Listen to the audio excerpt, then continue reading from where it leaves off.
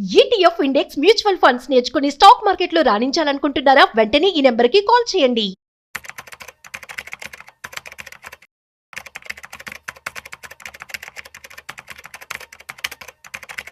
హ్యావియర్స్ India's largest digital media network Suman టీవీకి స్వాగతం. ప్రస్తుతం మనతో ఉన్నారండి senior banker and motivational speaker Anil garu ఉన్నారు. సో ఒకటి ఉందంట అండి స్కీము, సంవత్సరానికి 20 రూపాయలు కడితే 2 లక్షలు వస్తాయంట. సో ఆ పథకం గురించి, ఆ స్కీమ్ ఏంటి, బెనిఫిట్స్ ఏంటి, అసలు ఎందుకు ఇస్తారు అనేది ఒక్కసారి మనం అనిల్ గారిని అడిగి తెలుసుకుందాం. సో అనిల్ గారు, 20 రూపాయలు అంటే అసలు చెప్పుకోనికి ఏం లేదు అక్కడ. అది ఎంత బాగుందో విననీకి మాత్రం 20 రూపాయలతో 2 లక్షలు సంపాదించవచ్చు, కేవలం 20 రూపాయలే. బట్ ఏంటి ఇదంతా? ఈ పథకం పేరేంటి? ఇది సెంట్రల్ గవర్నమెంట్ స్కీమ్ మేడం. ఇది PMSBY అంటాం, ప్రధానమంత్రి సురక్ష బీమా యోజన. ఇది ఒక ఇన్సూరెన్స్ ప్లాన్. ఇది యాక్సిడెంటల్ డెత్. ఒక పర్సన్ కనుక యాక్సిడెంట్లో చనిపోతే అతని ఫ్యామిలీకి ఇమీడియట్గా 2 లక్షలు పే చేస్తారు. దీనికి సంవత్సరానికి 20 రూపీస్ ప్రీమియం. SBI అకౌంట్లో వాళ్ళు బ్యాలెన్స్ మెయింటైన్ చేసుకుంటూ ఉండాలి. ఆ బ్యాలెన్స్ ఇప్పుడు అది ఉన్నంతకాలం చక్కగా ఆటోమేటిక్ రెన్యూవల్ అవుతూ ఉంటుంది. డెత్ అవ్వక్కర్లేదు. రెండో కండిషన్ ఏదంటే పర్మనెంట్ డిజబిలిటీ, కాళ్ళు కట్ అయిపోయినాయి, చేతులు కట్ అయిపోయినాయి, ఇంకా వర్క్ చేసే పొజిషన్లో లేరు అనుకోండి, అప్పుడు కూడా డబ్బులు ఇస్తారు. జస్ట్ దీని పేరు ప్రధానమంత్రి సురక్ష Bima Yojana, central government scheme. ఇది చాలా సేఫ్, చాలామంది చాలా ఈజీగా అఫోర్డ్ చేయగలిగింది. 20 రూపీస్ పర్ యానం నెగ్లిజిబుల్ అసలు యాక్చువల్గా.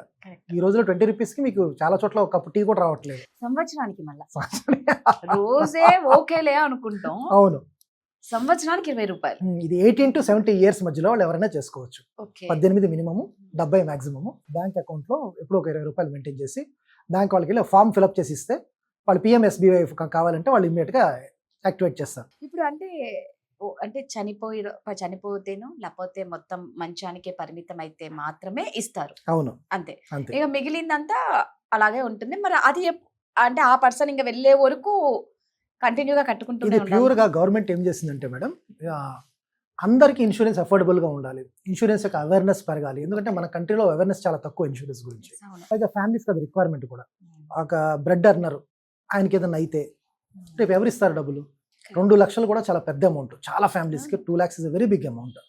ఆ 2 lakhsని అందుకోవడానికి చాలా ఈజీగా ఏది ప్రాసెస్, చక్కగా అందరికీ 90% ఆఫ్ ద పీపుల్కి ఈ రోజుల్లో బ్యాంక్ అకౌంట్స్ ఉంటున్నాయి. అన్ని బ్యాంకుల్లోనూ ఈ PMSBY స్కీమ్ ఉంటుంది.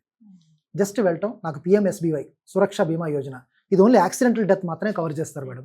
నార్మల్ డెత్స్ లేవు ఇందులో. యాక్సిడెంటల్ డెత్, యాక్సిడెంట్లో చనిపోతే accidental death and permanent disability, అంతేకాని నార్మల్ డెత్స్ కవర్ అవ్వవు ఇందులో. అదొక జస్ట్ కండిషన్ తెలుసుకుని చేయాల్సింది.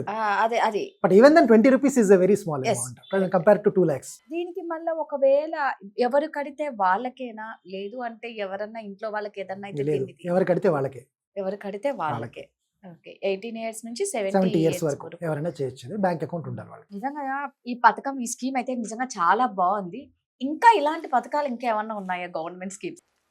అయితే ఇందులో కొన్ని మాత్రం మీరు అన్నారు, యాక్సిడెంట్ అయితేనే, తర్వాత మొత్తానికి బెడ్కే పరిమితం అయితేనే అని అన్నారు.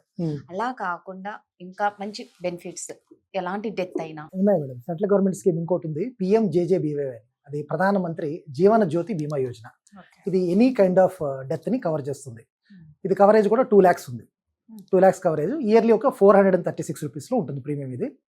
దీని కూడా బ్యాంక్ అకౌంట్లో ఉండి 18 to 15 years మధ్యలో ఉన్నవాళ్ళు, 18 సంవత్సరాల మినిమం, 50 ఏళ్ళు మ్యాక్సిమము. ఒకవేళ ప్లాన్ తీసుకుంటే దాన్ని రెన్యువల్ చేసుకుంటే అప్ టు 55 వరకు రెన్యువల్ చేసుకోవచ్చు. ఏజ్ 50 దాటిన వాళ్ళు కొత్తగా తీసుకోవడానికి లేదు. 18 to 50 వాళ్ళు అయితే తీసుకోవచ్చు దీన్ని. ఇండియాలో టర్మ్ ఇన్సూరెన్స్, ఎస్పెషల్లీ ఇన్సూరెన్స్ యొక్క పెనిట్రేషన్ చూస్తే మీరు ఓన్లీ 34% తీసుకున్నారు. అంటే 100 మందిలో 34 మంది మాత్రమే టర్మ్ ఇన్సూరెన్స్ తీసుకుంటారు. అంటే చనిపోతే ఫ్యామిలీకి వచ్చే డబ్బులు 34%. అంటే సుమారుగా ఒక 66% అసలు చేయట్లేదు ఇన్సూరెన్స్ వాళ్ళు. ఇన్సూరెన్స్ కాన్సెప్ట్ ఫండమెంటల్ ఫైనాన్షియల్ ప్లానింగ్లో. గవర్నమెంట్ ఇలా అందరికీ యాక్సెసిబుల్గా ఉండాలి, ప్రతి ఇండియన్ను చక్కగా ప్రొటెక్షన్తో ఉండాలి, వాళ్ళ ఫ్యామిలీలు సేఫ్గా ఉండే ఉద్దేశంతో ఈ స్కీమ్స్ తీసుకొచ్చారు. ఆల్మోస్ట్ 10 ఏళ్ళ నుంచి ఉంది ఈ స్కీమ్. 10 years నుంచి ఉంది స్కీమ్ ఆల్మోస్ట్. ఇప్పటికి ఇది ఎంత కట్టాలండి సంవత్సరానికి? 436 రూపాయలండి, సుమారు 436. ఇంకొకటి ఏంటంటే, ఇప్పుడు కొత్తగా వస్తున్న GST రూల్స్ ప్రకారం ఈ లైఫ్ ఇన్సూరెన్స్ మీద, హెల్త్ ఇన్సూరెన్స్ మీద GST ఇంక నుంచి తీసేస్తున్నారు. ఇంతకుముందు 18% 4%లో ఉండేవి. అవి తీసేస్తున్నారు. ఎప్పటి నుండి ఇది అమల్లోకి వస్తుంది? 22nd of September తర్వాత నుంచి ఇప్పుడు 2025 దివాళీ సెలబ్రేషన్స్ అనుకోవచ్చు మనం. సో సంవత్సరానికి 436 రూపాయలు కడితే 2 లక్షలు any death, anywhere any kind of death.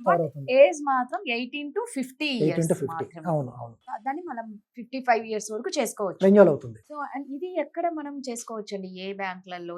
అన్ని బ్యాంకుల్లో ఉంది మేడం ఇది. అన్ని పబ్లిక్ సెక్టర్ బ్యాంక్స్ లో, ప్రైవేట్ సెక్టర్ బ్యాంక్స్ లో ఈ స్కీమ్స్ ఉన్నాయి. సెంట్రల్ గవర్నమెంట్ గ్యారెంటర్ గా ఉంటారు, వాళ్ళే అంతా మానిటర్ చేస్తారు. ఇది పబ్లిక్ ఒక రకమైన ఒక సేఫ్టీ ఇవ్వాలి, ఒక ప్రొటెక్షన్ ఇవ్వాలి. గవర్నమెంట్ సైడ్ నుంచి ఇది ఒక గిఫ్ట్ అనుకోవచ్చు మనం. ఆన్లైన్ ద్వారా కూడా చేసుకోవచ్చా?